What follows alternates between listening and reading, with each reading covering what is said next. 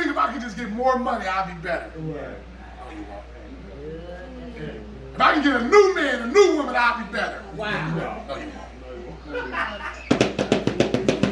If I can literally relocate myself from here to here, don't you know if you have problems in the projects, when he brings you into the mansion, you're still.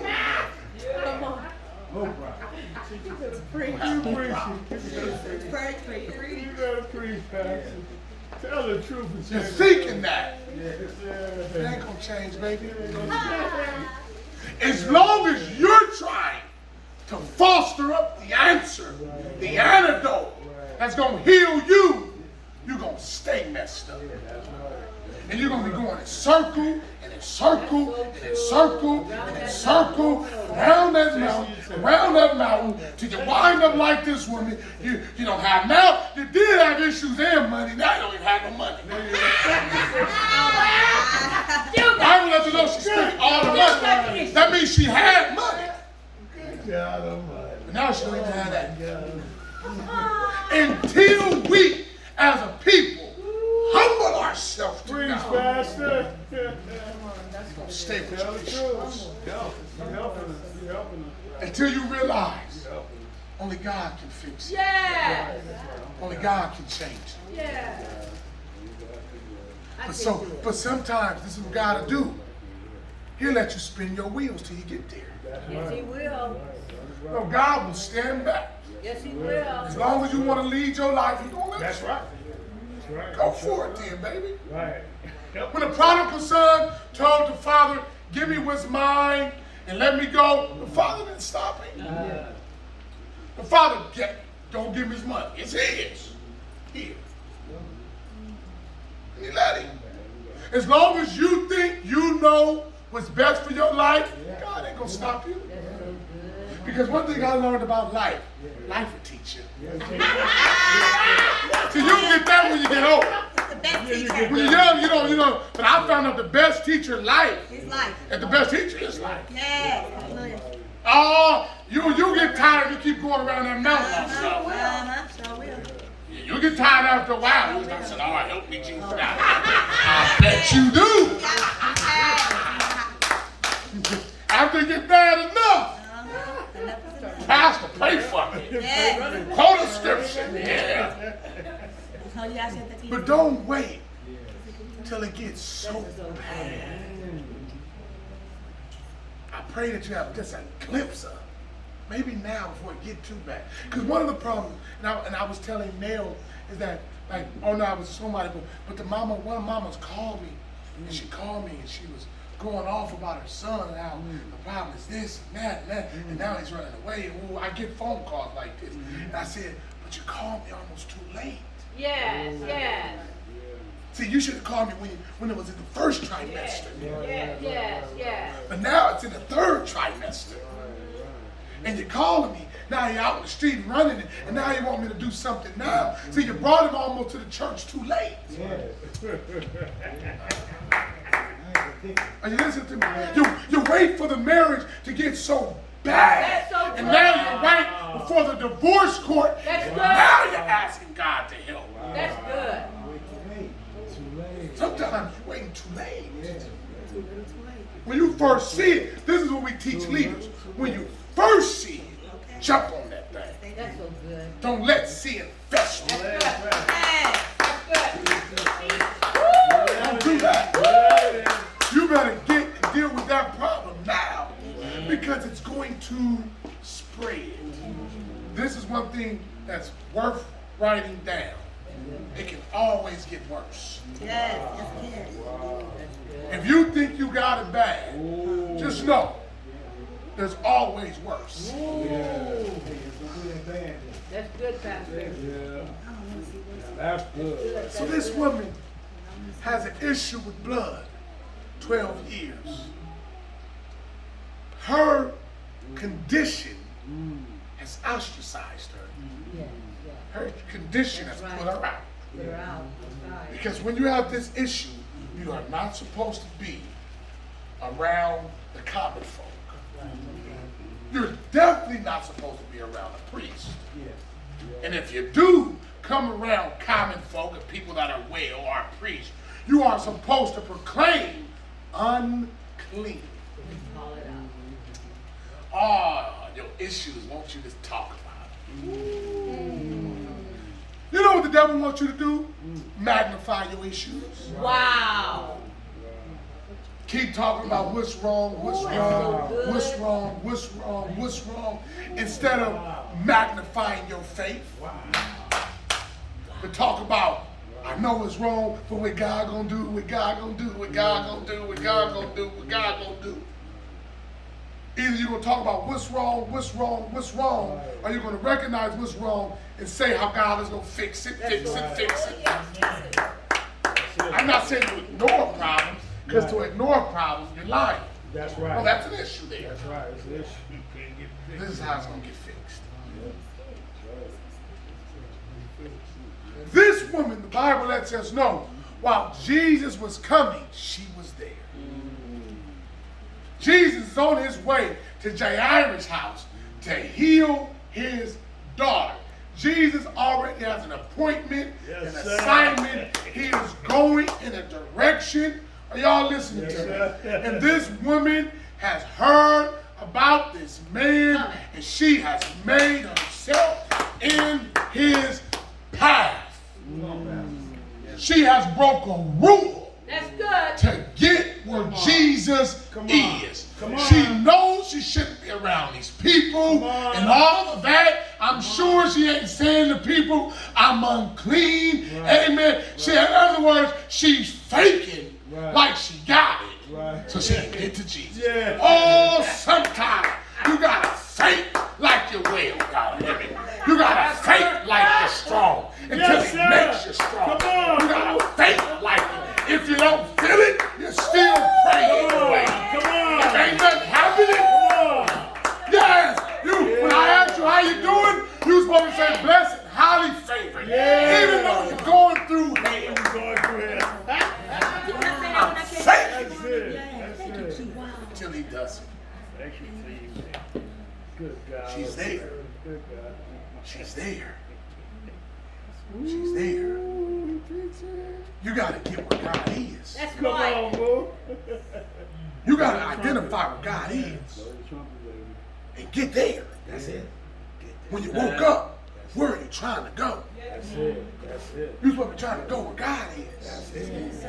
I'm trying to get where God is because he already has an appointment.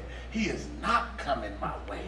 And so if he's not coming to my house, I'm going to try to catch him passing by. Good God Almighty. I heard he's by you. So let me get by you. Let me get by you. I heard he's with you. Are you listening to me? That's good, boo. That's good. That's good. She's right there. there. Ooh, that's good. She's there. Ooh, that's good. She's there. She's in the vicinity of the blessing. Sometimes you got to get in the vicinity of the blessing. Are y'all listening to me? I remember my grandma said, if you want something, you got to just get around people that got something. That's it. That's it. You may not have nothing, but if you can just eat the crumbs off the people that got something. Are you listening? Sometimes you just got to get around the vicinity of people being blessed. If you can just get in the room where they're having the conversation. No, you are not a part of the conversation. Shut your mouth. Sit back. But just get in the room where it's happening. Yeah, just be in the room. That's so good. And eat some of the crumbs. That's so good. Ooh, good God Almighty. That's good word. That's so good. See, some of us, we can't get around them in the vicinity. Because when we get in the vicinity, we want to be the focus. Right. We want everybody to look at us. Come on, Pastor. You're helping us. You're helping us. And so, until they look at me as something, I'm not going. Right. Until they call my name, I'm not going. But sometimes you have to know what I want is bad enough. And if I gotta sit way in the back, that's okay. Oh, that's okay. Wait on it. I'm just trying to get where he's at.